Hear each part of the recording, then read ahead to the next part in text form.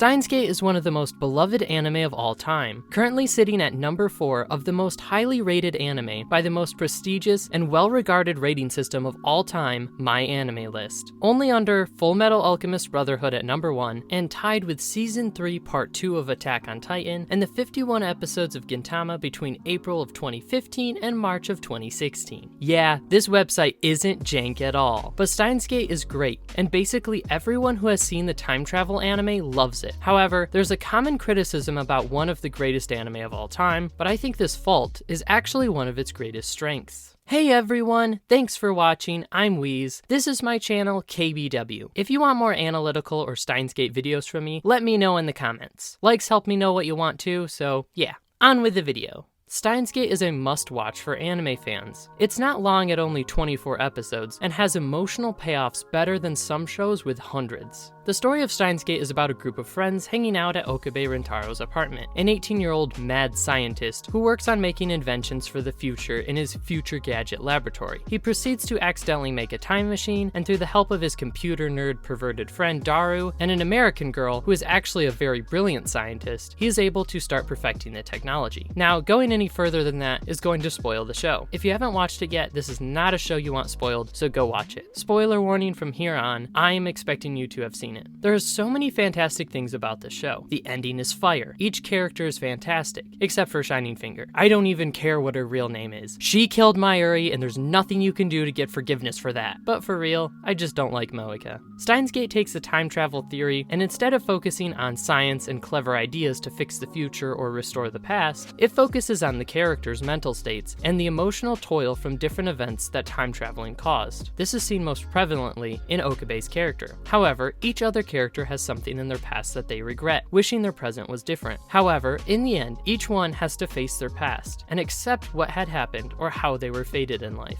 The way some people talk about the show makes it sound like Okabe and Kurisu carry the show and everyone else is just kind of a goofy side character. While Kurisu and particularly Okabe do carry the show, every other character is given development and have their reason for being part of the story. Thinking about Steins Gate in this way though, I think misses a huge part of the show and is why you should go in completely blind. Many complain that the beginning of the show is slow, but when I first watched it, it didn't feel that way, because I didn't know what it was. The first 12 episodes feel like a slice of life comedy with a backdrop of discovering time travel. The idea of a dumb college kid with his computer nerd friend accidentally making a time machine is great. We have Mayuri as a voice of reason and a more normal person who just focuses on the people side of things and just wants to have fun with friends. Then we have Kurisu, the actual brilliant scientist who is interested in their work after Okabe inadvertently saves her life through time travel. With several outside characters asking for favors regarding their past, we slowly set up the inevitable point of no return, where the story ramps up into some of the best, most emotionally hard-hitting 12 episodes of television. After Okabe realizes he needs to reverse all the changes they had made, he gets to the final one, which was the one that saved Kurisu's life. This is extremely well written, because we knew this the whole time he was reversing the other D-mails. You may have remembered that he changed the world line to save Kurisu in the first episode, but for me and a lot of other people, the show was written in a way that makes you forget until right before the realization dawns on both you and Okabe. The world line in which Mayuri lives is the one in which Kurisu died. This is a super powerful moment. Many people criticize the beginning is too slow, but I argue that the show wouldn't just be not as good without the steady build-up, but actually wouldn't be the masterpiece that it is without it. Not only does it subvert our expectations by showing us a slice of life comedy before turning into an intense dramatic thriller, it does both of these genres perfectly. Genres of any medium are meant to draw out a specific emotion. Thriller is meant to excite, give an adrenaline rush. Comedy is meant to be funny and make you happy. Romance is meant to give the warm, in-love feeling, and all the other emotions that come with it. Each genre relies on certain aspects of storytelling to achieve these emotions. Romance needs good characters to work, but the plot doesn't have to be anything special, whereas a mystery is completely dependent on its plot. It could have generic characters and still work as a great story with good twists and turns. Steins Gate is one of the best stories that mix the more emotional, character-focused story with the intense, psychological thriller elements of its second half, and it works through both of these perfectly. The idea of a scientist going back in time over and over again to save his friend that is fated to die at this certain time, no matter where she is or what she is doing, is a compelling story. But when we've already spent so much time with them and got an emotional attachment to them like we would in a romance or sitcom, it becomes a truly painful experience for both the audience and the character. We can empathize with him because we just spent hours hanging out with the future Gadget Laboratory members. Mayuri is a particularly good victim, as she was the most innocent in all the mistakes they made and only really wanted to hang out with friends. She was the epitome of the slice of life genre, focused on the people, their thoughts and feelings, more than the cold scientific way of thinking that Okabe often became obsessed with. This makes the ending extremely difficult, as Okabe is tasked with the horrible choice of letting Kurisu live or Mayuri die. It seems hopeless until the final twist, with the victory Okabe achieves through breaking through and allowing both Mayuri and Kurisu to survive. This is all extra satisfying because of our attachment to them. Instead of just, oh, that's how he's able to save them, that's clever, we are brought into a huge sense of relief over their salvation. I don't think any of this would be nearly as powerful without those first, slow episodes. Now, there is an argument that if part of the show is uninteresting or boring, or doesn't forward the plot, that does detract from its value despite how good another part may be. And I agree with that. I love Durarara, its vibe and characters and everything about it. It had some super powerful, mind-blowing moments, but it also had about 2 episodes in each season that were pretty boring. They were setting up some of these big moments, but they still detracted from the show for me. The setup should be as interesting as the payoff, even though the payoff is more enjoyable or satisfying.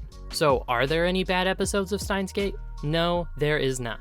Every episode forwards the plot in some way. Despite being more of a slice-of-life comedy in these first 12-ish episodes, there is still a ton of setup for the future events in the series, with the side characters making their time-altering request being a vital part of the plot, and constantly learning more about the rules for time travel. The events set up for a realistic take on how time travel would be treated. Whoever controls time controls everything. Obviously, every government and organization would want the technology. Along with this, we get character development from Okabe, Kurisu, and Mayuri, learning about their past and personal matters that improve our connection to the characters. In conclusion, the fact is that the second half of Steins Gate is better than the first half, but thinking that that makes it a flaw is flawed thinking in my opinion. The story of Steins Gate works together to weave a compelling story with compelling characters that blows your mind when everything comes crashing down, and it is particularly powerful going into it blind and getting completely shocked by the sudden turn of events. It's a lot like real life. Things can change in an instant, and that's a huge reason why Steins Gate resonates with so many people. Thanks for watching. I plan on making a character analysis of Okabe, so let me know if that would be something you want in the comments. Subscribe for the inevitable next Steins Gate video, and check out some of my other videos for analysis of different anime if you liked this one. That's all for me.